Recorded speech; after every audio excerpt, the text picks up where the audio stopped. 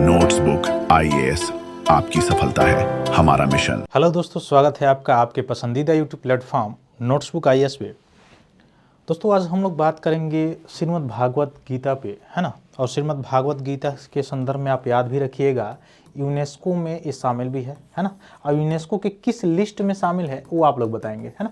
वो आप लोग बताएंगे यूनेस्को की किस लिस्ट में शामिल है। मतलब दो तरह की लिस्ट आपको दिखाई देगा, एक आईसीएच दिखाई देगा, मतलब इंटेलेक्चुअल कल्चरल हेरिटेज दिखाई देता है, मतलब अमूर्त सांस्कृतिक धरोहर, और एक को दिखाई देता है मूर्त सांस्कृतिक धरोहर। तो इसमें किस में इसको शामिल किया गया है याद रखिए, मतलब थोड़ा सा आप कमेंट बॉक्स में जरूर बताइएगा कि श्रीमद् भागवत गीता को किस में यह मुख्य रूप से शामिल किया गया है, ठीक है। अब ये मामला मतलब कहाँ का है और क्यों यह सुर्खियों में बना हुआ है, तो आपको दिखाई दिया है कि मद्रास हाई कोर्ट के द्वारा, ठीक ना, ये फैसला सुनाया गया है जिसमें कुछ टिप्पणियाँ थी। आगे अभी मैं बताऊंगा कौन कौन सी टिप्पणियाँ थी, जिसमें बताया गया है कि श्रीमद् भागवत जो गीता है वह कोई बुक नहीं है, कोई मतलब धार्मिक ग्रंथ नहीं है, कोई धार्मिक पुस्तक नहीं है ना। बल्कि है क्या, बल्कि आपको दिखाई देगा एक नैतिकता, एक दार्शनिक, एक दर्शन है। मतलब एक दर्शन के तरह से आप देख सकते हैं। मतलब आप श्रीमद् भागवत गीता मुख्य रूप से देखेंगे भी या समझेंगे भी या पढ़ेंगे भी तो आपको लगेगा कि विश्व का सबसे बड़ा दर्शन श्रीमद् भागवत गीता में आपको दिखाई दे देगा। जो भगवान श्री कृष्ण के द्वारा जो उपदेश दिए गए हैं अर्जुन को, वो सारी चीज़ें आपको इसमें दिखाई दे देगी। तो उसमें मतलब मद्रास हाई कोर्ट के द्वारा बताया गया है कि यह श्रीमद् भागवत गीता कोई बुक नहीं है, कोई धार्मिक ग्रंथ नहीं है या कोई धार्मिक पुस्तक नहीं है कि उसको। अब ये मामला क्यों आया है कि धार्मिक ग्रंथ है कि नहीं है।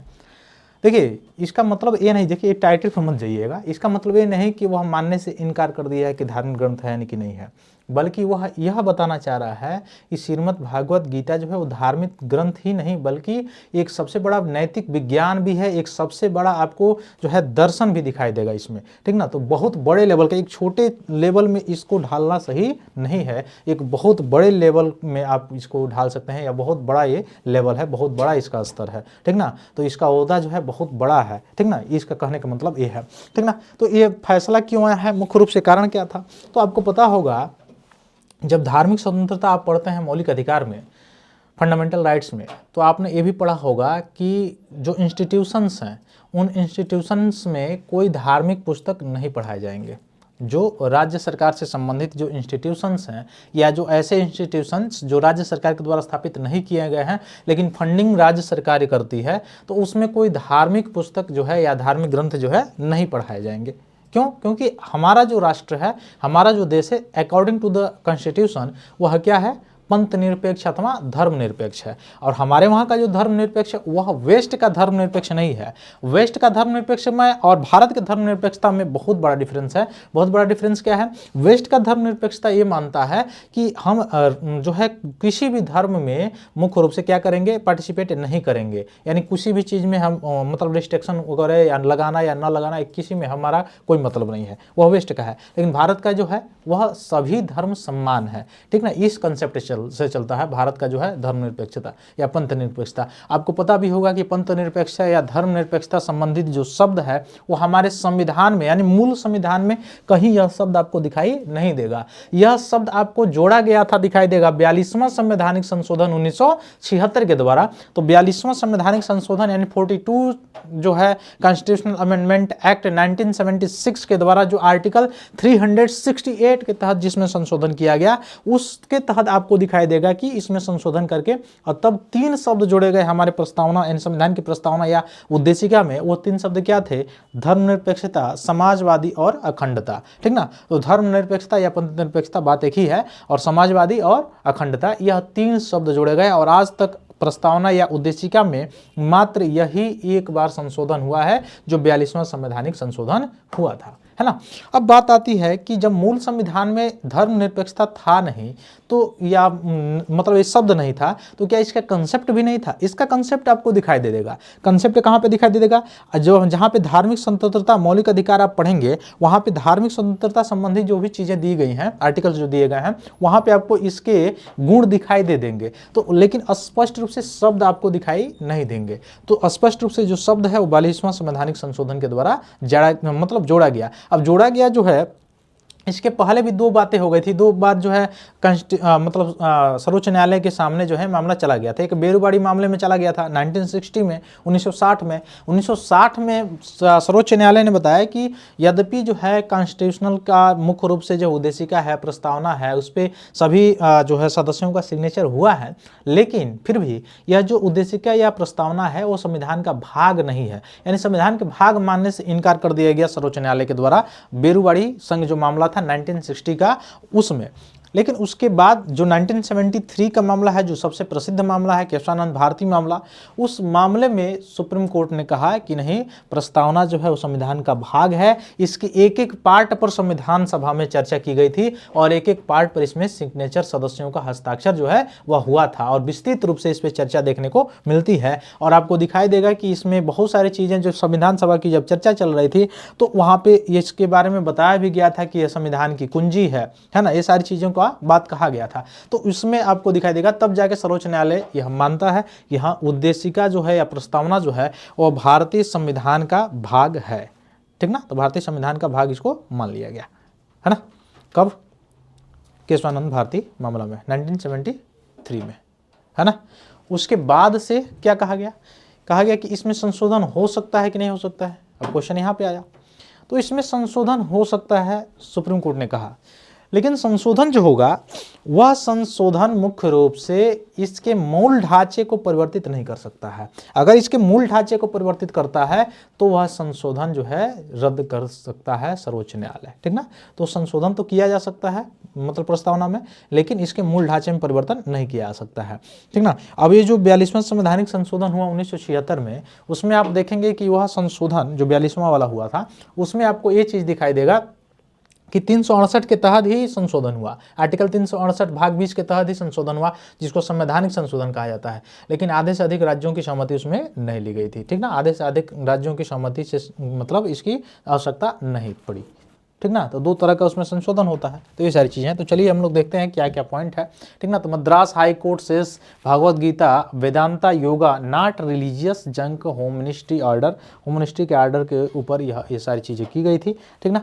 तो तमिलनाडु के कोयम्बटूर स्थित आरसा विद्या परंपरा ट्रस्ट ने FCRA यानी फॉरेन कंट्रीब्यूशन रेगुलेशन एक्ट 2010 के तहत जो विदेशी अनुदान यानी फॉरेन जो फंड आता रहा था उसके लिए आवेदन किया था।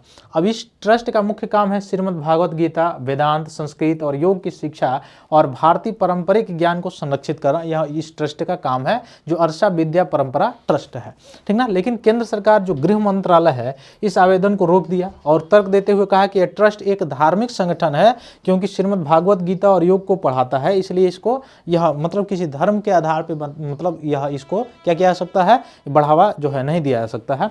तो इसी आधार पर उसने FCRA पंजीकरण से वंचित कर दिया। लेकिन अब मद्रास हाई कोर्ट का जो है यह जजमेंट आया है, उसमें बताया गया कि श्रीमद् भागवत गीता एक जो है केवल धार्मिक ग्रंथ ये नहीं है, बल्कि यह क्या है, यह एक नैतिक विज्ञान है, यह एक जो है आपको दिखाई देगा क्या है, फिलॉसफी है, ठीक ना। तो ट्रस्ट ने यह फैसला मद्रास हाई कोर्ट में चुनौती दिया था।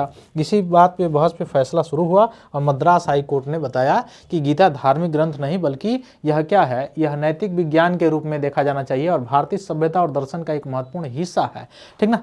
तो FCRA कानून के तहत किसी संस्था को धार्मिक करार देने के लिए सिर्फ गीता पढ़ाना ये पर्याप्त नहीं है, इसमें मुख्य रूप से मद्रास हाई कोर्ट के द्वारा ये बात कही गई थी, ठीक ना। वाद विवाद को समझते हुए कोर्ट का विश्लेषण अगर देखा जाए तो कोर्ट ने नोट किया कि जिस आधार पर सरकार ने ट्रस्ट को धार्मिक बताया है वह स्पष्ट और ठोस नहीं था। सिर्फ यह कि वह गीता और योग और वेदांत पढ़ाते हैं इसलिए धार्मिक संगठन उनको घोषित कर देना यह पर्याप्त नहीं है, यह मद्रास हाई कोर्ट का कहना है। और न्यायालय ने कहा कि अगर कोई संस्था धार्मिक गतिविधियों के अलावा शैक्षिक, सांस्कृतिक या दार्शनिक गतिविधियां भी करती है तो उसे ऑटोक्रेटिक के रूप से धार्मिक नहीं माना जा सकता है। मद्रास हाई कोर्ट का ये डिसीजन है, यह निर्णय है, ठीक ना। तो यह क्या गीता धार्मिक है या नहीं, तो कोर्ट ने यह मानते हुए कहा कि गीता को धार्मिक ग्रंथ नहीं कहना धार्मिक मान्यता को नकारता नहीं है, बल्कि यह केवल कहने का अर्थ में यह है कि केवल धार्मिक गतिविधियों का आधार यह नहीं बनता कि गीता कहीं पढ़ाया जा रहा है तो इसलिए धार्मिक गतिविधियां हैं तो हम उसके फंडिंग को रोक सकते हैं, ऐसा नहीं किया जा सकता है, ठीक ना। तो गीता एक नैतिक और दार्शनिक ग्रंथ है और श्रीमद् भागवत गीता के बारे में आप सभी को पता है, बहुत लोग जो है जानते हैं इसके बारे में। फिर आर्टिकल 51A देखेंगे आप है ना, 51A भाग 4A भाग 4 का संविधान का, तो मौलिक कर्तव्य में भी आपको दिखाई दे देगा कि उसमें बताया गया है कि किसी एक धर्म की सीमा से बांधना उचित नहीं है, जिसमें भारतीय संस्कृति और मूल्यों का जो है संरक्षण के बारे में बात कहा गया है। तो उस तरह से श्रीमद् भागवत गीता जो है इसमें आपको भारतीय संस्कृति और मुख्य रूप से मूल्य जो है आपको इसमें दिखाई दे देंगे, ठीक ना। फिर नागरिक के इसमें ए बी में यानी 51A का दूसरा पार्ट कहता है कि नागरिक का कर्तव्य है कि देश के स्वतंत्रता संग्राम से प्रेरित जो महान आदर्श हैं उनको संजोए और उनके पालन का प्रयास करें, ठीक। फिर इसका F वाला पार्ट कहता है कि मतलब 6वां जो मौलिक अधिकार कितने हैं, इस समय प्रेजेंट में 11 हैं, पहले कितने थे, 10 थे, यह 11वां जोड़ा गया 86वें संवैधानिक संशोधन के द्वारा, ठीक ना। तो ये क्या कहता है, भारतीय जो नागरिक है, हर नागरिक जो है भारत की समृद्धि, संस्कृति, विरासत और विविध संस्कृति का संरक्षण करे। तो इस तरह से हमारा फंडामेंटल ड्यूटीज़ भी है जो हमको संरक्षित करने के लिए प्रेरित करता रहता है, ठीक ना, जिससे हम प्रेरणा पाते हैं। फिर आप देखेंगे तो FCRA पंजीकरण से जुड़ा फैसला में अगर देखा जाए तो गृह मंत्रालय के निर्णय को साफ साफ यह रद्द कर दिया गया है, किसके द्वारा, मद्रास हाई कोर्ट के द्वारा। महत्वपूर्ण क्या है, क्योंकि FCRA कानून के तहत धार्मिक, शैक्षिक और सामाजिक सांस्कृतिक काम वाले जो भी ऑर्गेनाइजेशन है उनको विदेशी फंडिंग नहीं मिल सकता है।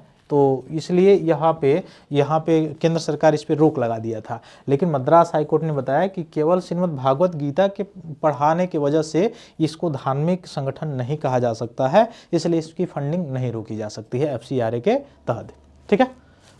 बात समझ में आ रहा है। चलिए, तो यह आधार है मुख्य रूप से, क्योंकि श्रीमद् भागवत गीता केवल धार्मिक ग्रंथ ही नहीं बल्कि एक नैतिक विज्ञान और एक तरह से फिलॉसफी भी है, ठीक ना, और हमारे सांस्कृतिक धरोहर भी है, आपको ये भी ध्यान रखना चाहिए। तो धर्मनिरपेक्षता और संविधान देखा जाए तो भारतीय संविधान धर्मनिरपेक्षता की कल्पना रखता है, अर्थात राज्य किसी भी धर्म को बढ़ावा नहीं देता और नहीं रोकता है, ठीक ना। तो इस फैसले के साथ ये सवाल उठता है कि क्या किसी ग्रंथ को सिर्फ धार्मिक रूप से परिभाषित करना संविधान के मूल्यों के अनुकूल है या नहीं। तो हाईकोर्ट ने कहा नहीं, जब तक यह ग्रंथ धार्मिक गतिविधियों के अलावा भी व्यापक दायरे में है तब तक, ठीक, ये सारी चीज़ें कही गई। फिर समाज में बहुत क्या क्या हो रहा था इसको लेके, ये सारी चीज़ें, कानूनी मान्यता जो है उसमें अगर देखा जाए तो गीता पढ़ाने को ऑटोकैटिक रूप से धार्मिक गतिविधि नहीं माना जा सकता है, ठीक ना, ये बताया गया है। फिर FCRA जैसे कानून में धर्म और सांस्कृतिक गतिविधियों के बीच अंतर स्पष्ट इसमें जाके हुआ है, जो मद्रास हाईकोर्ट के द्वारा जो अभी निर्णय आए हैं इसके द्वारा यह स्पष्ट हो पाया है। तो यह सारी चीज़ें थी जो मुख्य रूप से मद्रास हाई कोर्ट के द्वारा यह कहा गया। तो आपका फंडामेंटल राइट से रिलेटेड है, फंडामेंटल ड्यूटी से रिलेटेड है, FCRA कानून जो है उससे रिलेटेड है जिसमें फंडिंग की जाती है, ठीक ना, ये मामला। और मुख्य रूप से श्रीमद् भागवत गीता से रिलेटेड था, एक ऑर्गेनाइजेशन से, एक इंस्टीट्यूशन से रिलेटेड था जहाँ पे फंडिंग की जाती है, विदेशी फंडिंग, इससे रिलेटेड ये सारी चीज़ें इसमें थे। तो फिर मिलते हैं हम लोग अपनी अगली क्लास में, तब तक के लिए बहुत बहुत धन्यवाद दोस्तों, जय हिंद। हेलो दोस्तों, नोट्सबुक IAS आपकी सफलता है हमारा मिशन के तहत लाया है बेहतरीन टेस्ट सीरीज का कलेक्शन, जिसमें UPSC और स्टेट PCS के प्रीलिम्स और मेंस के टेस्ट सीरीज उपलब्ध है, वो भी लोएस्ट प्राइस में। तो आप आज ही अपनी सफलता की दिशा में आगे बढ़ने के लिए हमारे टेस्ट सीरीज सेंटर दिल्ली के मुखर्जी नगर और प्रयागराज के सिविल लाइंस के सेंटर पर जाकर टेस्ट सीरीज परचेस कर सकते हैं। आप अगर ऑनलाइन टेस्ट देना चाहते हैं तो आप डिस्क्रिप्शन में दिए गए लिंक द्वारा आप हमारे ऐप को प्ले स्टोर के माध्यम से डाउनलोड कर ऑनलाइन टेस्ट सीरीज परचेस करें और अपनी तैयारी को और मजबूत बनाएं। अन्य जानकारी के लिए आप दिए गए नंबर पर कॉल भी कर सकते हैं।